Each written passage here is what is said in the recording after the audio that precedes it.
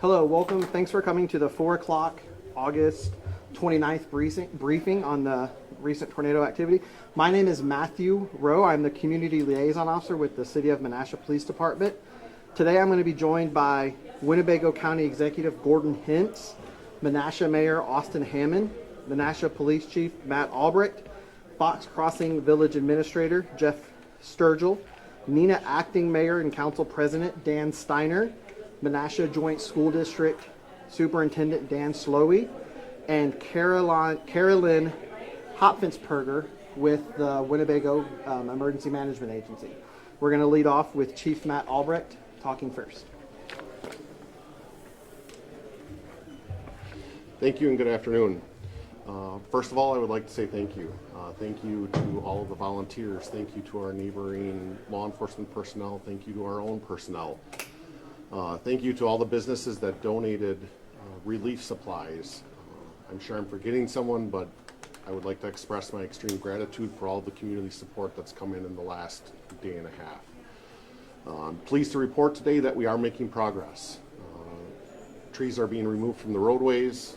Utility crews are hard at work, and we're working on trying to get back to some sense of normalcy, but it's going to take time. It's going to take days and weeks.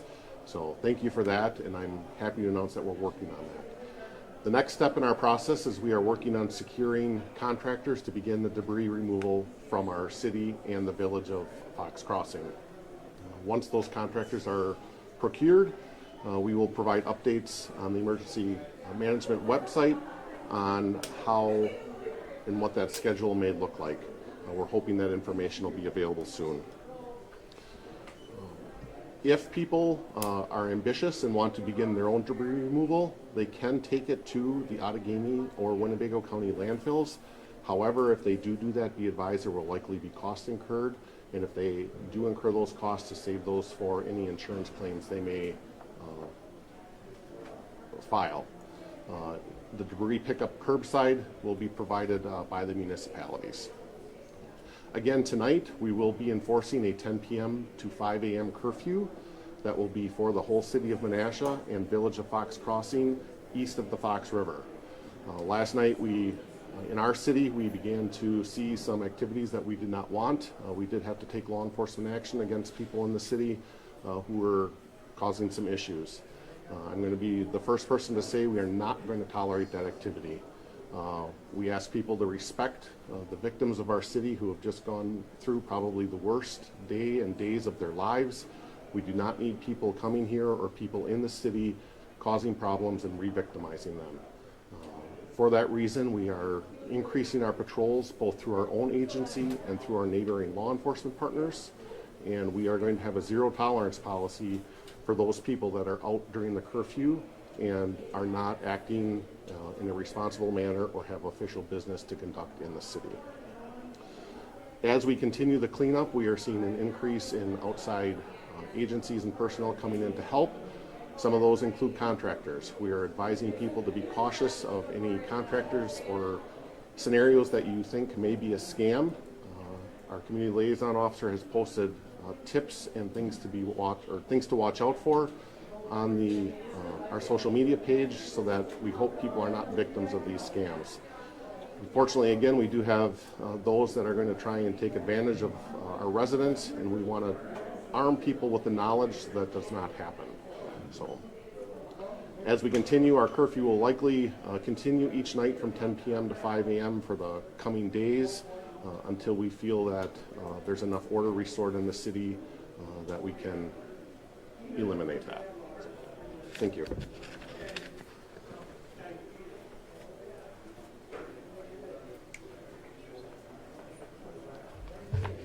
Thank you. I'm Jeff Sturgill, the village manager for the village of Fox Crossing. I very much appreciate everything that Chief Albrecht said. He speaks definitely for Fox Crossing in regards to the curfew and any potential lawlessness or other unsavory actions occurring. These people are suffering right now, and we don't need any additional problems occurring. I wanted to state that the boil alert for the east side of Fox Crossing Utilities is still in effect. That would include the east side of the village of Fox Crossing, and then any residents in the city of Appleton or the village of Harrison who utilize Fox Crossing utilities. And so we are looking for the end of the week, the weekend, the beginning of next week, for that to finally be resolved. We are making tremendous progress. This was a very complicated problem. We got hit very hard at our plants and Menasha Utilities as well. So it was a significant hit to our utilities. So we're very grateful that we're able to make progress that we've been making. The other important item I wanted to bring up is due to the severe damage that the Fox Crossing Community Center faced on Valley Road. That is actually one of our polling locations. We were planning to use that, we've used that for years as one of our locations for our elections. We have the upcoming August 11th primary elections coming up. So we are taking action right now to do an emergency transfer of polling location. Our hope is to join the polling with our current other polling location on the east side, which is located at the Pentecostals of Fox Cities Church at 1445 Midway Road. So that is going, so all the residents who would normally be voting at the community center, that building is too damaged, we can't use it, so we're going through the process now. So I just want to put that note out there for anybody who is a community center voter. You know who you are. Please know that you will be voting at the Pentecostals of Fox Cities Church for August 11th and most likely for the November election as well. If you're in, early voting is still occurring at the municipal complex on Municipal Drive. So if you want to just bypass that whole problem and come in and vote early, the hours are on our website, so you can certainly do that as well. Thank you.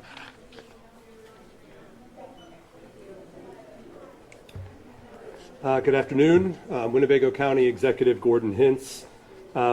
We've obviously seen a tremendous outpouring of support from community members wanting to volunteer to help. That's why we have set up this volunteer reception center at the Winnebago County Fox Cities campus here that is being run by Volunteer Fox Cities. Anyone who is wishing to volunteer is being asked to report to our Fox Cities campus to volunteer intake and deployment. The Volunteer Reception Center will be open from 8 a.m. to 8 p.m. We had over 600 volunteers come through the Volunteer Reception Center this morning. These volunteers have been screened, organized, and deployed to receive donations and deploy those resources in the community. Crews have also been dispatched to work on debris cleanup. Volunteers have been going out into neighborhoods to pick up brush, clean up streets, and aid in the reopening of municipal streets.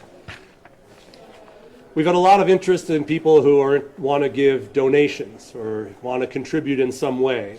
And I want to let people know that the best way to make a material contribution really is in the form of a monetary donation. Financial contributions can be used and targeted to the biggest need that is out there. Financial contributions to the community-wide recovery effort can be made through the Fox Cities United Way. Please visit their website and see the pop-up link to donate to the recovery effort that we have here in the community. We've heard from residents about the needs in the neighborhoods for porta potties, charging stations, cooling shelters, and resource distribution sites. I can tell you that resources are being coordinated and deployed in a rapid fashion, and many of those things are underway and being set up. The most up-to-date information on everything will be available on the Winnebago County Tornado Event webpage. Visit Winnebago County wi.gov and click the Assistance Alert banner for the most current list of resources. Now I'll turn it over to Caroline. Oh, sorry, wrong order. That's right. Thank you, Caroline. Hey, good afternoon. Dan Slowey, Superintendent of Menasha Joint School District. Before I get started, I'd like to update and acknowledge our families and staff members who have experienced significant damage to their homes and property. Our thoughts are with everyone. our staff, our students, and our families as our community continues to recover from this difficult time.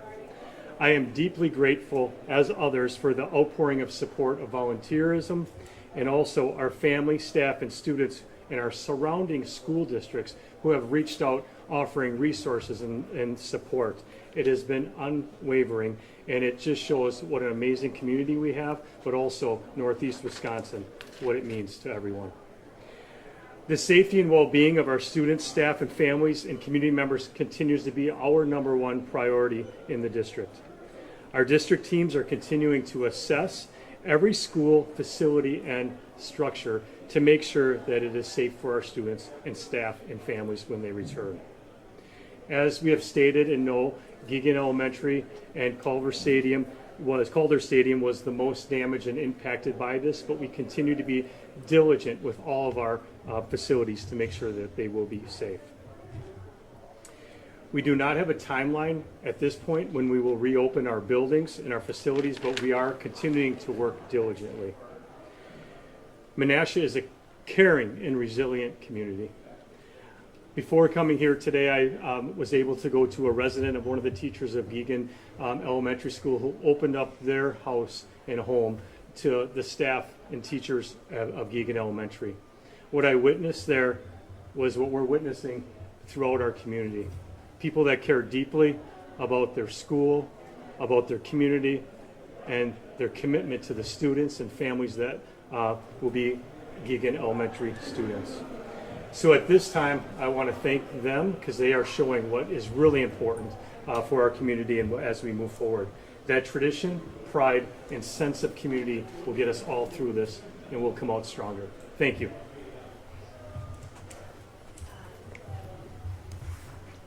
Hi, I am Carolyn Hoffensberger, Emergency Management Specialist for Winnebago County. Beginning tomorrow, Thursday, July 30th, Winnebago County Emergency Management will begin preliminary damage assessments. The purpose of these damage assessments is to determine the magnitude of damage and impact that has resulted from disasters. It does not guarantee federal or state assistance. It is one of the early steps in seeking approval for these assistance programs to become available. The groups completing the preliminary damage assessments will be from Winnebago County Emergency Management, Public Health and Human Services, the Outagamie County Community Emergency Response Team, and neighboring county emergency management and public health departments will be supporting these efforts. The damage assessment teams will be wearing high visibility vests and will have proper identification. They will not enter your homes or businesses. Residents impacted by the severe weather do not need to be home while the preliminary damage assessments are conducted. Completing the preliminary damage assessments is a critical step in the emergency response and recovery process. We also want to take this opportunity to remind community members that many of the affected buildings are unsafe. The City of Menasha will be posting on each affected dwelling a declaration of inspected, restricted use, or unsafe. Again, that is inspected, restricted use, or unsafe. This is so residents have clear information about how to proceed. For more information on the process, please contact the City of Menasha Building Inspections at 920-967-3655. That is 920-967-3655. Thank you.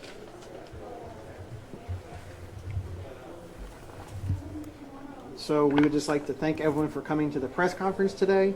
We would just like to say, in addition to the over 600 volunteers that have came to the VRC today, there were the amount is over 1,000 when you factor in all the responders from yesterday at 1 p.m. And we would just like to say that this need is not going to go away. This need of level of volunteers is going to continue for the next week or two as our community rebuilds from this devastating tornado. And we would just like to remind everybody that if you signed up on the Volunteer Fox Cities website to be contacted and you haven't been received the email back from them yet, they have asked for us to tell you just come in person to the Winnebago Fox Cities campus to register in person and get deployed within 30 minutes of your arrival to help your community. At this time, we're going to start taking questions, and we will start on my right-hand side. Yeah, for Chief, on the activities you saw post-curfew overnight, can you give any specifics on what those were and if you made any arrests, if so, how many? Sure. So we made 2 arrests last night. Both arrests were for failing to obey lawful orders. There were individuals located going through some of the debris. We believe that they were attempting to take property that wasn't theirs, and then were not cooperating with law enforcement. We also discovered people from out of town coming into the city in violation of our curfew order. Many of those were just contacted and willingly left, but we're urging people, please do not come into the city after dark. It is not safe. There are still many hazards. That's the purpose of the curfew. We want people to stay safe, and we do not want to put our first responders in jeopardy trying to make sure these things are not occurring.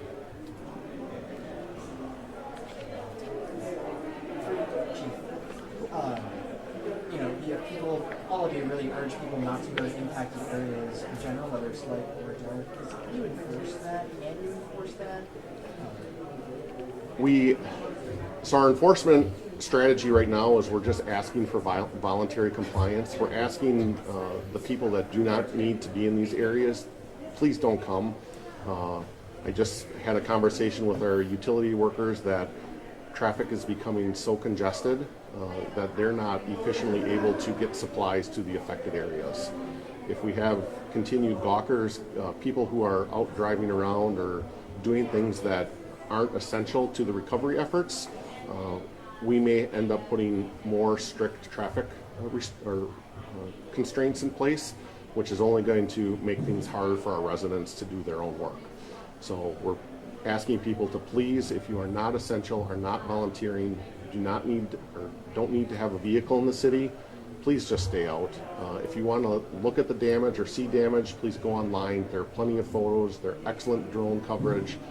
If you want to see the devastation, you can do that without coming to the city. This one's for County Executive Hintz. I guess you talked a little bit about efforts to bring supplies into communities like porta potties, charging stations, cooling stations. I guess, could you just describe that in a little more detail? Are those like some of the harder hit areas you're trying to get stuff in there? Sure. A number of people that are in the community that are cleaning their house out, trying to clean debris, but maybe can't access their own bathroom, would have to drive out of there each time. And so, you've kind of got an unprecedented set of circumstances. So trying to make it easier to bring charging stations, water, porta potties to where people are so they can work continuously, I think is a recognition that people are putting long hours and long days, and we were hearing that's an issue, and we're trying to be responsive to people's needs to meet the reality on the ground for so many people that so they don't have to disrupt the work that they're doing.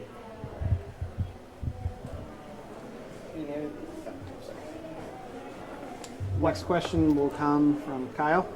Do we have an update on when the timeline on energy being restored to some of the areas in Menasha? Yes, Mayor Hammond will answer those.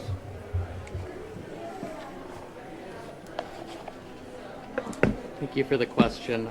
So power status update from Menasha Utilities. They continue to make progress restoring power to more homes and businesses across our communities. We know that it's welcoming news for those families, but also recognize that many of our neighbors are still waiting. Please understand that restoring power is complex.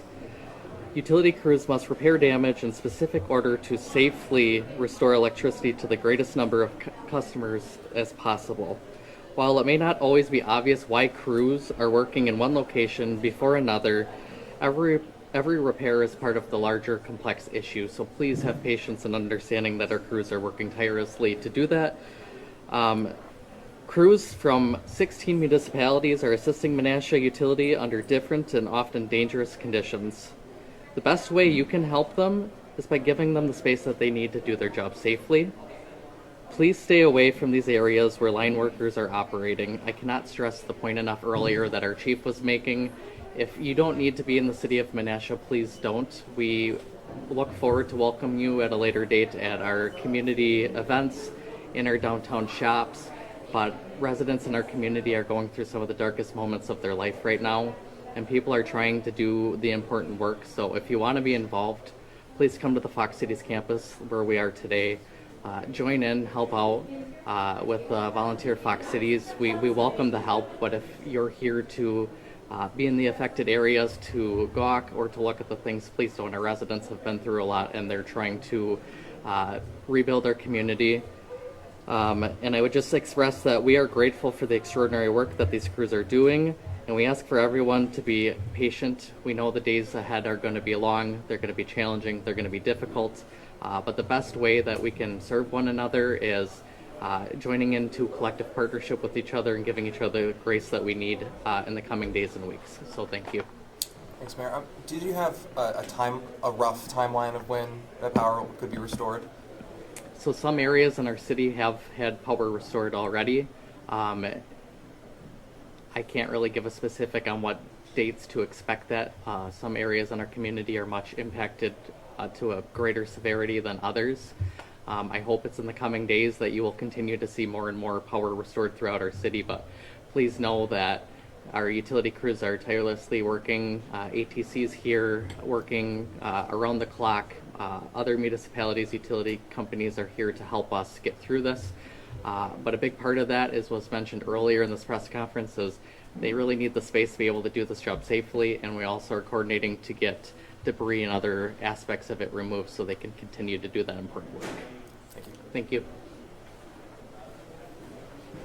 Making the roads accessible again, especially 3rd Street, so that residents can eventually get in and out. What does that process look like, and is there any timeline on that? I'm sure it's a long process, but any insight on that? Well, debris removal is still ongoing throughout the day and throughout the evening. It wouldn't be right to speculate an exact time when a specific street such as 3rd Street will be open, but crews are working relentlessly to get the roads open, and part of that involves on 3rd Street, like was mentioned, every single power pole is having to be picked up, removed, and a new one is put in place, and that is just taking a significant amount of time. There are numerous large 4 or 5 foot diameter trees that are all still blocking some of the interior roads, and that must be done first before we can get in there and start removing other debris and start handling the rest of the cleanup. But that is a goal of the city of Menasha and Fox Crossing and Winnebago County, to get those roads open and safely as fast as possible. Next question, right here. Yes, ma'am. Hi, for the village administrator, I know you talked a little bit about merging of polling places. Given that election day is just a few weeks away, what's the timeline for merging those 2 in-person polling places? Yeah, the goal is we have a special meeting called for tomorrow for the village board. Board must take action to give the clerk approval to do so. There is a process set out by state statute and the Wisconsin Election Commission. We are in talks with them constantly. So everybody knows we're doing this, meaning everybody at WEC and the village board. We're trying to make that happen. And then there's a notification process. That's why we're actually trying to move on this right away and get this going so that we can get the information out there. There will have to be, by law, a poll worker stationed at the community center. So should someone walk up not aware, we will be directing them. That's by law. We have to do that. We would do that anyway. So there is a procedure in place. It's just we're following the procedure. We just want to get the information out there. And again, I'd like to stress that if you're a voter who normally votes at the community center and you want to just vote now and not have to worry about it, we do have early voting at the municipal complex. So you could come in. The hours, they're different depending upon the day, but they're on the website, so please check that out. And then you can come in and vote, and then you don't even have to worry about the issue. Thank you. Any other questions at this time? We'll start back over here and we'll come back around. Yeah, probably for the county exec. Feeding America is saying they are hearing roughly 700 families displaced in the area from the tornado. I mean, is that the number you're experiencing, more or less? I don't know.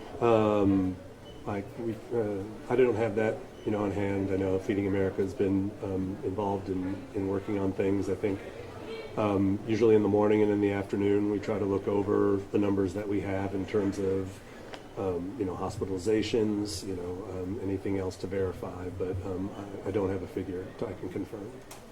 Do you guys have any early damage estimates at this point in time? No, I think emergency management mentioned earlier they're going to be going into the field tomorrow to start some of the preliminary work, but I think a lot of that isn't going to be as much an estimate, but also partnering with Menasha on the structural integrity and what properties are going to be condemned, and really looking out for the safety going forward. I think everybody has to remember we're still getting we just got the federal response from FEMA for the flood that happened in April. It's only been 55 hours since the tornado, and so we're sort of very much at the beginning of what is going to be a long process. And first and foremost, we got to try to get people into shelter that were displaced, and begin the cleanup process, the assessment process, and then we can try to work on insurance and other things. Are we still at about more than 60 injuries and no deaths at this time, do you know? I was going to say I'll have to wait for the afternoon update. I hope that it's no more. I haven't heard any news that information has changed. Maybe you have it. Yeah, we can confirm that there are still 0 fatalities reported or discovered, and we can also report that there are still 0. There have not been any serious major injuries reported. The number that we have from Theta Care, St. Elizabeth's Hospital, and Gold Cross Ambulance is still approximately 60 minor injuries with 40 transports via hospital. The other 20 were self-admission or self-walk-in to those hospitals. One for Carolyn, if you don't mind. Just with the property damage assessments that you guys are going to go out to do, I mean, you guys have work cut out for you guys. How many folks will be participating in these assessments? Where do you begin? How long do you expect it to take? Just some nuts and bolts. Yeah, so we have, over probably 30 people from all the municipalities and different counties helping us out for these assessments. Timeline, we're going to start early tomorrow morning and, try and get as many completed as we can each day, pending weather and just the safety of the people that are going to be helping us out with the damage assessments. Any area that you're focusing on right away first? I think we're just planning on splitting into groups and trying to cover as much area as we can.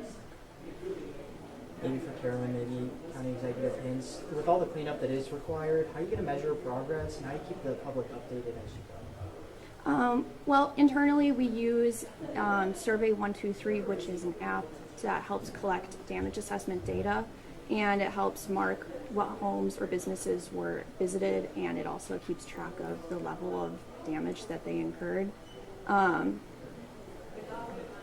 With that, sorry. Anyways, with that, the updates we're just gonna do with like our normal briefings and update our websites on the progress that we're making. I have one more for Chief. If you could just talk again about what's being done to protect people's homes from potential looting as they're not there right now. Our additional patrols. We have the State Patrol in our jurisdiction currently with additional personnel. We've deployed more officers from our own department, and we're putting that curfew into place. We're going to be actively looking for people out during that curfew. Likely, if you're out, we may stop and talk to you. If you're a city resident working on storm cleanup at your own property, you have nothing to worry about. You will not be in any trouble. But if you're from out of town or you don't have a valid reason to be where you are, likely we are going to hopefully get voluntary compliance and just ask everyone to leave. If you're involved in any illegal activity, we will have a zero tolerance policy and arrests will be made. one final one for County Executive Haynes. Yesterday, I heard that you guys were planning on asking for the National Guard to come in and help. What's the update on that today? Yeah, I think a lot of it is about the assessment that needs to be made, before you embark on something like that. There's also a pretty strict criteria for doing that kind of request. So the first step is, clearing debris, making sure that we exhaust and explore all possible options by using local contractors, and that's our main goal. Is we need bodies, we need equipment. If we get to the point where we don't have the capacity to meet the tasks at hand, the next step would be for the municipality to pursue a request. And so, I think at the time when you look at the work with the emergency declaration, there was a lot of talk of, are we getting the National Guard or not? I think, the goal is to, get as much debris cleared as possible and move through the proper channels, and see where we are and how the progress is being made. So not ruling it out. What's that? So not ruling it out. At this time, we're not looking at it, but I think, again, you're not eligible for it unless you can prove you don't have the capacity to do it with the contractors on hand.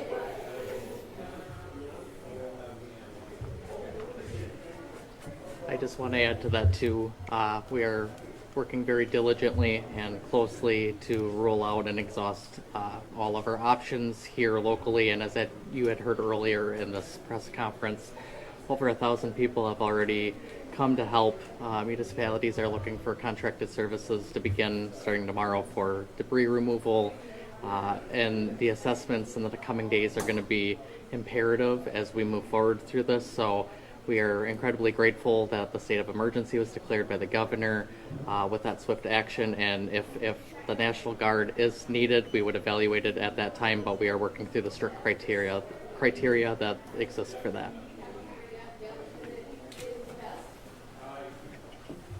Are there any other questions right now? If not, we thank you.